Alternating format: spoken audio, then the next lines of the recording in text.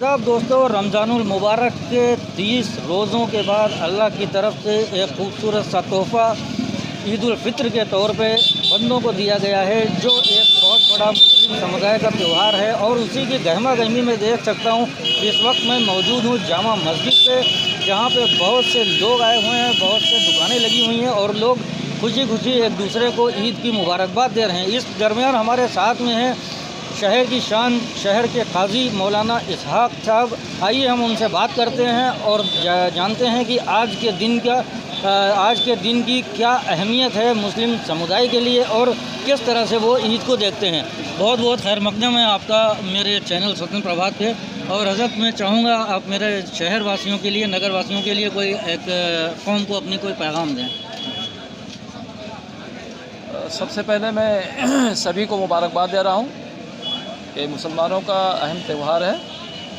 मुसलमानों को ख़ास तौर से और सभी को आम तौर पे मुबारकबाद दे रहा हूँ। ईद की बहुत बहुत मुबारकबाद। ईद ये प्यारे रसूल सल्लल्लाहु अलैहि वसल्लम की अहम तरीन सुन्नत है और ईद का दिन ये बदले का दिन होता है।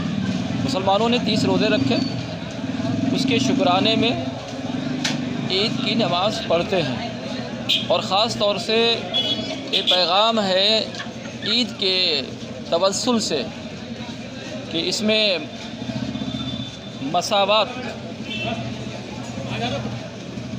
गरीब अमीर सब खुशी में शरीक हों। इसीलिए इस्लाम ने अमीरों पर लाजिम किया है वो अपने माल का हिस्सा गरीबों को भी तकसीम करें। इसको इस्लाम में ज़कात भी कहते हैं और रमज़ान में ख़ास तौर उसको फ़ितरा कहते हैं। ईद की नमाज से पहले हर शख्स पर लाजिम है फ़ितरे को अदा करें। वो इसीलिए है ताकि गरीब आदमी हमारी खुशी में अपने अच्छे कपड़े बना सके और अपनी ईद को अच्छी तरीके से गुजार सके। बस मैं दुआ करता हूँ हमारे ज़िले में, हमारे मुल्क में अमन कायम रहे। बस मोहम्मद इसहाक, शहर लखीमपुर की। मैं आपसे एक चीज़ और जानना चाहूँगा कि ज़कात और फ़ितरा ये दो चीज़ें हैं, इन दोनों का फ़र्क ज़रूर आप बताएं कि जिससे हमारे जो बहुत से लोग हैं जिनको इसके बारे में पता नहीं है, तो थोड़ा सा उनको भी ज़कात इस्लाम के अरकान में से एक अहम रुकन है। ज़कात फ़ितरे में फ़र्क ये है, ज़कात साहिब निसाब अगर है तो उस माल पर साल का गुज़रना शर्त है। फ़ितरे में ये चीज़ नहीं है। ज़कात हर साहिब निसाब पर है और जो साहिब निसाब है उसके हर फ़र्द यानी उस पर भी उसके बच्चों की तरफ से भी फ़ितरा है।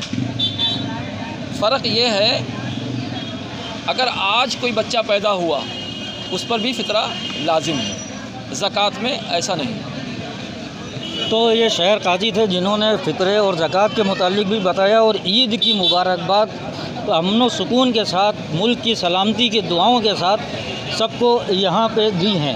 तो स्वतंत्र प्रभात के लिए अब्दुल कवी। मैं इस वक्त मौजूद हूँ ईदगाह पे। यहाँ पे आप देख सकते हैं कि ईद की गहमा गहमी है। यहाँ पे बहुत से लोग हैं जो ईद की तैयारियों में लगे हुए हैं और ईद की खुशी उनके चेहरे से झलक रही है। यहाँ पर हमारे साथ मौजूद हैं जामा मस्जिद के मुअज्जिन साहब। आइए इनसे बात करते हैं और इनसे जानते हैं कि ईद के दिन की क्या क्या तैयारियाँ हैं। बहुत बहुत खैर मकदम है आपका मेरे चैनल पे। और मैं जानना चाहूँगा कि आप जो ईद का जो माहौल है वो क्या है और ईद की तैयारियाँ कैसी चल रही हैं। इस बार अल्हम्दुलिल्लाह ईद का माहौल बहुत बेहतर हमारे मुल्क के अंदर है और मैं दुआ करता हूँ कि अल्लाह ताला हमारे मुल्क में अमन व अमान कायम फरमाए। सभी लोग आपस में प्यार और मोहब्बत से आपस में मिलकर इस त्यौहार को बनाएं। और ये ईद ये खुशियों का दिन है। आपस में प्यार और मोहब्बत से रहें इसके अंदर और हमारे मुल्क में आपस में प्यार मोहब्बत से रहें, उसके लिए दुआ करें। और ईद का त्यौहार जो है ये खुशियाँ लेकर आता है। रमज़ानुल मुबारक के 30 दिन के जो रमज़ान जो रोज़े गुज़रे हैं उसके बारे में आप क्या कहेंगे और कौम को और अपने शहर के लोगों को आप क्या पैगाम देना चाहेंगे। हम अपने शहर के लोगों को ईद उल फित्र की मुबारकबाद देना चाहते हैं। उनको बहुत बहुत सबको ईद की मुबारकबाद हो। और ये रमज़ानुल मुबारक अल्लाह रब्बुल इज़्ज़त ने 30 रोज़े के बदले में ये ईद उल फित्र हमको अता की है। और इस रात में लैलतुल जायज़ा इसको कहते हैं। इसके अंदर जो है ईमान वालों को जो रोज़े और नमाज करते हैं उनको बदला दिया जाता है। आपने देखा कि मौज़िन साहब ने बताया कि आज की रात बहुत ख़ास रात है। आज की रात के दिन यहाँ पे बहुत से लोग हैं जो अपनी शॉपिंग करने के लिए निकलते हैं, जो अपने लिए चीज़ें ख़रीदते हैं। और जैसा कि कहा गया है कि रमज़ान के 30 रोज़ों की बरकत से ये ईद का त्यौहार मनाया जाता है।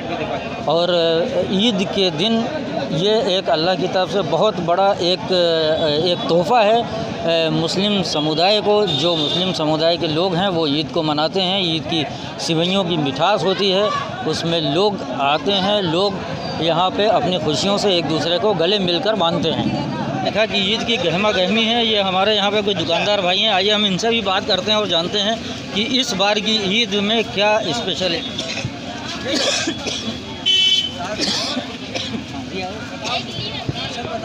बहुत बहुत खैर मकदम है आपका मौलाना साहब। और क्या ईद की क्या तैयारियां चल रही हैं, कैसा मामला? जी बहुत बहुत शुक्रिया। आप थोड़ा सा बार चला है, बाकी अभी तक तो बहुत सन्नाटा था। अब थोड़ा सा क्या आप कहना चाह रहे हैं कि ईद पे महंगाई का असर दिख रहा है कुछ? बस थोड़ा बहुत दिखेगा, ज़्यादा नहीं दिख रहा है। थोड़ा महंगाई का तो असर दिखेगा, क्योंकि महंगाई तो बढ़ी हुई है हर चीज़ में। महंगाई हर चीज़ में बढ़ी हुई है, इसलिए महंगाई का असर है। और इस बार का बिजनेस आपका कैसा है? थोड़ा डाउन है, पिछले साल से डाउन है। पिछले साल से इस साल का डाउन है। तो महंगाई की मार जहाँ हर तरफ हर चीज़ पे है, तो मौलाना साहब का भी कहना है, ये जो हमारे भाई दुकानदार हैं इनका भी कहना है कि महंगाई को देखते हुए थोड़ा सा इस बार बिजनेस कम है।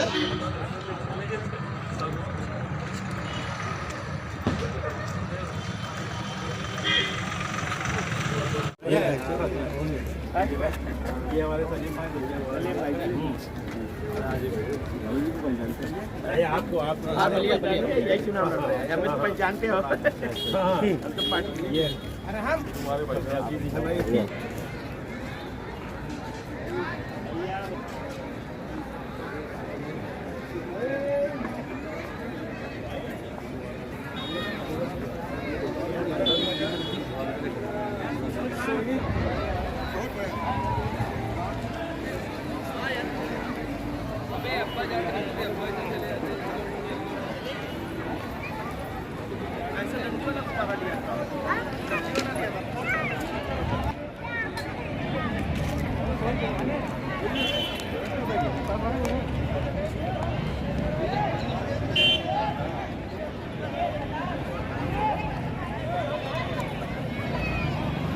आदाब दोस्तों, आज ईद उल फित्र का मौका है। आज 30 रमज़ान के बाद आज अल्लाह की तरफ से एक बंदे को गिफ्ट दिया गया है जिसने रमज़ान के पूरे रोज़े रखे हैं। अब मैं इस वक्त मौजूद हूँ लखीमपुर की ईदगाह पर, और यहाँ पर बहुत से लोग आए हुए हैं। यहाँ पर हमारे साथ इस समय बहुजन समाज पार्टी के प्रत्याशी अंशय कारला जी हैं। आइए हम उनसे बात करते हैं और जानते हैं कि लखीमपुर के लिए वो क्या सोचते हैं और लखीमपुर में वो कब से हैं।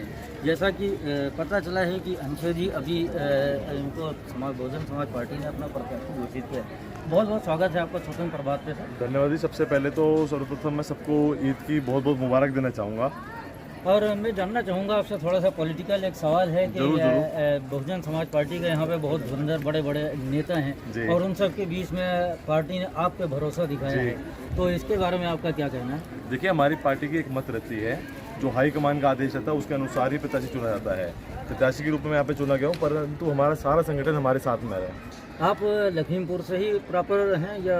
जी, हमारे पुरखे जो है लखीमपुर से। व्यापार हमारा दिल्ली में भी है, गाजियाबाद में भी है, अमरोहा में भी है, उत्तर प्रदेश में पूरा हमारा व्यापार फैला हुआ है, परंतु हमारे पुरखे जो है वो और लखीमपुर के बारे में आपका क्या फ्यूचर प्लान है अगर आप जीत के आते हैं? तो आपने क्या लखीमपुर के कोई रोड मैप आपने बनाया हुआ है? बिल्कुल, हमने पूरा एक प्रारूप बना रखा है लखीमपुर के लिए। हमारी विजय होते उपरांत ही हम तुरंत यहाँ पे काम शुरू कर देंगे। देखिए, लखीमपुर की जो भौगोलिक स्थिति है वो इतनी बेहतर है हर प्रकार से कि यहाँ पे इंडस्ट्रियल क्षेत्र भी है, रेजिडेंशियल भी है, कमर्शियल भी है, तराई क्षेत्र भी है, हर प्रकार के यहाँ पे लोग, हर प्रकार का क्षेत्र है। यहाँ पे प्रगति की बहुत उम्मीदें हैं।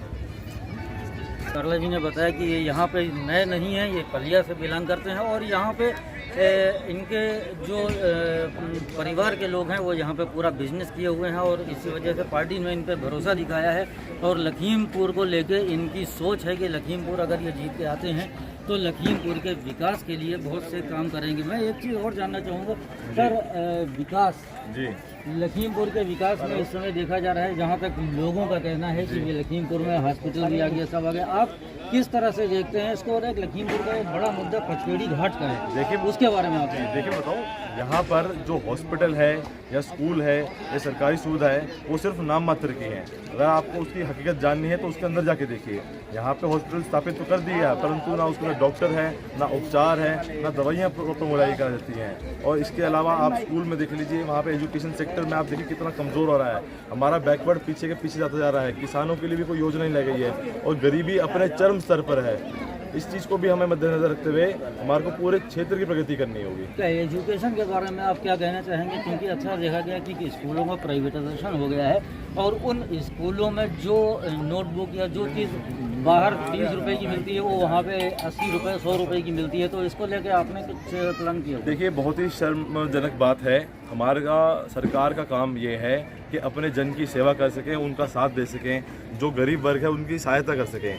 अब प्राइवेटाइजेशन से क्या हुआ है, जो गरीब बच्चा स्कूल जाना चाहता भी था वो आर्थिक कमजोरी की वजह से वहाँ पर नहीं पहुँच पा रहा है। सर्वप्रथम हमारा काम यह रहेगा कि सरकारी स्कूलों की फीसें कम करेंगे, वहाँ पर बेहतर भोजन मुहैया कराएंगे, टीचर हम ऐसे भर्ती करेंगे जो उनको बेहतर शिक्षा दे सकें, ना कि जो सिर्फ सरकारी वेतन खाने के लिए बैठे रहें। एक सवाल मैं आपसे और करना चाहूँगा कि गठबंधन को लेके है कि गठबंधन में पिछली बार बहुजन समाज पार्टी भी थी और समाजवादी और कांग्रेसी, इस बार बहुजन समाज पार्टी इस गठबंधन में नहीं है, इसके पीछे आप क्या सोचते हैं? देखिए, हमारी पार्टी की छवि बिल्कुल साफ और स्वच्छ है। लोग हमारी पार्टी से जुड़ना चाहते हैं। पिछली बार गठबंधन का नुकसान हमने उठाया था, अब की बार ऐसा नहीं होगा। बैसाखी का सहारा सिर्फ लंगड़े को चाहिए होता है, जो स्वस्थ होता है, तंदुरुस्त, उसको सहारे की आवश्यकता नहीं होती। अपने आप ईद की सबको बहुत बहुत हार्दिक शुभकामनाएं मेरी तरफ से। बहुत बहुत आपको ईद मुबारक हो। आपको, आपके परिवार को ऊपर वाला स्वस्थ रखे और आपको शुभकामनाएं, प्रगति करें। नमस्कार।